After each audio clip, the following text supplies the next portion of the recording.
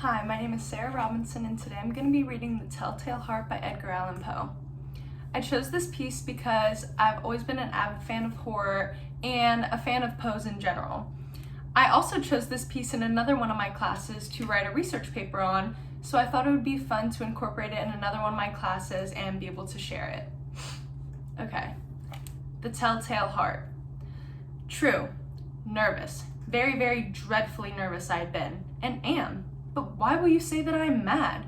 The disease had sharpened my senses, not destroyed, not dulled them. Above all was the sense of hearing acute. I heard all things in the heaven and in the earth. I heard many things in hell.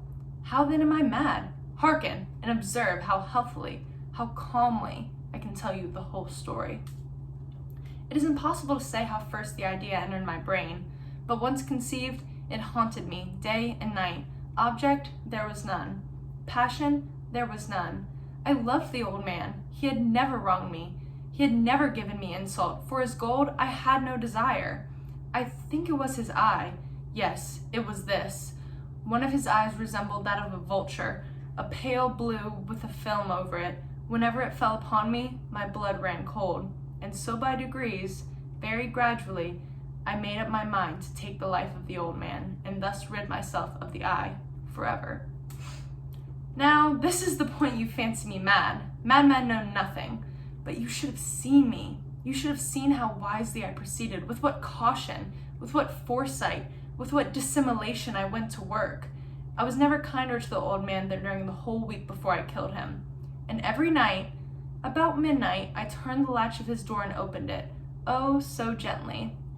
And then, when I had made an opening sufficient for my head, I put in a dark lantern, all closed so that no light shone through. And then I thrust in my head. Oh, you would have laughed to see how cunningly I thrust it in. I moved it slowly, very, very slowly, so that I might not disturb the old man's sleep.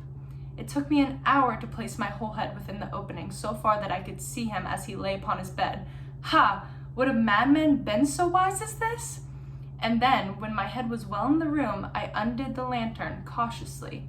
Oh, so cautiously, for the hinges creaked. I undid it just so much that a thin ray fell upon his vulture eye.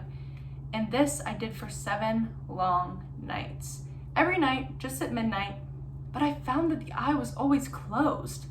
And so it was impossible to do the work, for it was not the old man who vexed me, but his evil eye.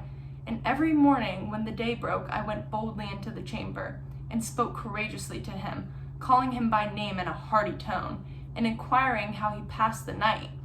So you see, he would have been very profound old man, indeed, to suspect that every night, just at 12, I looked in upon him while he slept.